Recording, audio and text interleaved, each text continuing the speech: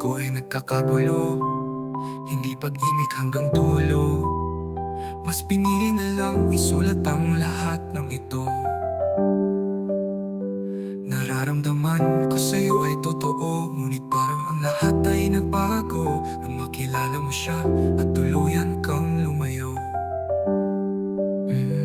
Muling nagtagpo ang landas, naging masaya tayo parehas. Di kaya yung lumabas at tila walang ilaman sa mga kwentuhang wagas.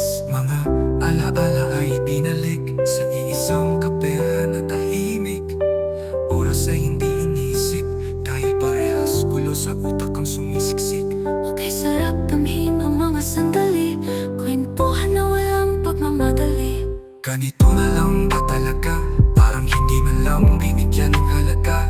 Piniling pagkakaibigan ng sinalba. Nasaan ngayong malay mo tayo naman talaga?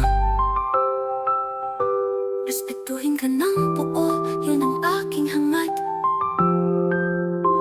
Makilala ka ng lubos, yun ang aking pangarap. Hahayaan ka, yun ang pagpapanggap. Ngunit bakit ang iba ay iyong tinanggap?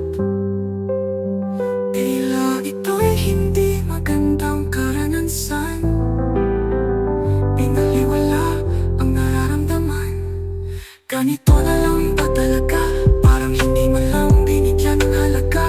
Piniling pagkakaibigan ng sinalba. Nasaan na yung malay mo tayo naman talaga? Ngayong ikaw ay malaya na.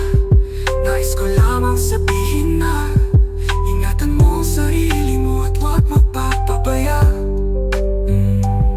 Ngayon ikaw ay malaya na. Pilit na lang iisipin na sa iba ka naman talaga masaya. Ngayon ikaw ay malaya na. Susuportahan ka at lahat ay magiging Alaala.